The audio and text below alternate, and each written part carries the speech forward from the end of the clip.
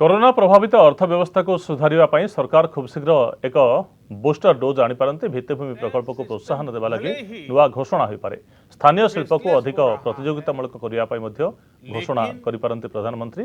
वर्तमान समय प्रधानमंत्री संपर्क में उद्बोधन देउछन्ति और तार सीधा प्रसारण देखिबा और फियरलेसनेस का विश्वास देने वाला है। ये सभी टैक्स पेयर्स को इस महत्वपूर्ण तोहफे के लिए मैं बहुत बहुत बधाई देता हूं और इनकम टैक्स विभाग के सभी अधिकारियों को, हर छोटे मोटे कर्मचारी को भी बहुत बहुत शुभकामनाएं देता हूं।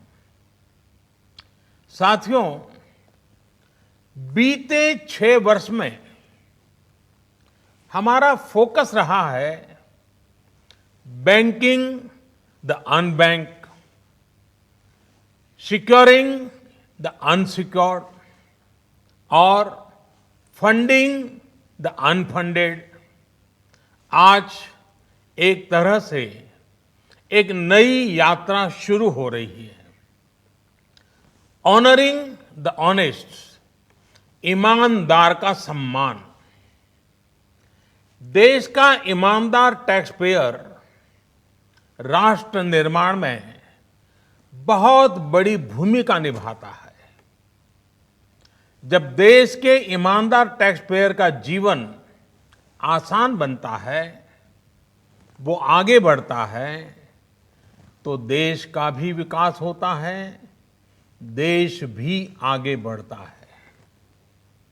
साथियों, आज से शुरू हो रही नई व्यवस्थाएं, नई सुविधाएं, मिनिमम गवर्नमेंट, मैक्सिमम गवर्नेंस, इसके प्रति हमारी प्रतिबद्धता को और मजबूत करती है। ये देशवासियों के जीवन से सरकार को, सरकार के दखल को कम करने की दिशा में भी एक बड़ा कदम है।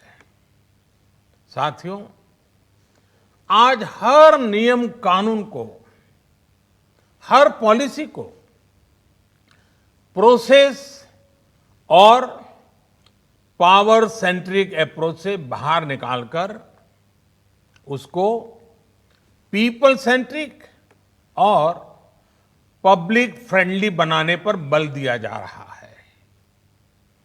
ये नए भारत के नए गवर्नेंस मॉडल का प्रयोग है और इसके सुखद परिणाम भी देश को मिल रहे हैं। आज हर किसी को ये एहसास हुआ है कि शॉर्टकट्स ठीक नहीं है। और हमारे यहां तो रेलवे स्टेशन पे लिखा जाता है, shortcut will you cut you short. गलत तौर तरीके अपनाना सही नहीं है। वो दौर अब पीछे चला गया है। अब देश में माहौल इस ओर आगे बढ़ रहा है कि कर्तव्य भाव को सर्वोपरि रखते हुए सारे काम होने चाहिए। सवाल यह है कि ये बदलाव आखिर कैसे आ रहा है?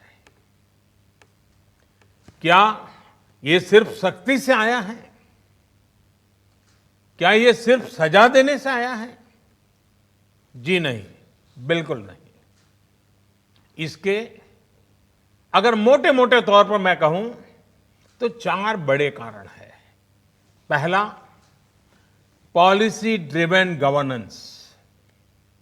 जब पॉलिसी स्पष्ट होती है तो ग्रे एरियाज मिनिमम हो जाते हैं और इस कारण व्यापार में, बिजनेस में और सरकार के और निर्णयों में भी डिस्क्रिशन की गुंजाइश कम हो जाती है। दूसरा, सामान्य जन की ईमानदारी पर विश्वास। तीसरा, सरकारी सिस्टम में ह्यूमन इंटरफेस को सीमित करके टेक्नोलॉजी का बड़े स्तर पर उपयोग। आज सरकारी खरीद हो, सरकारी टेंडर हो या सरकारी सेवाओं की डिलीवरी, सब जगह टैग इंटरफेस सर्विस दे रहे हैं। और चौथा, हमारी जो सरकारी मशीनरी है, जो ब्यूरोक्रेसी है, उसमें एफिशिएंसी, इंटीग्रिटी और सेंसिटिविटी के गुणों को रिवॉर्ड किया जा रहा है, पुरस्कृत किया जा रहा है। साथियों, एक दौर था जब हमारे यहां रिफॉर्म्स की बहुत बातें होती थी। कभी मजबूरी में कुछ फैसले लिए जाते थे, कभी दबाव में कुछ फैसले हो जाते थे, तो उन्हें रिफॉर्म कह दिया जाता था। इस कारण इच्छित परिणाम नहीं मिलते थे।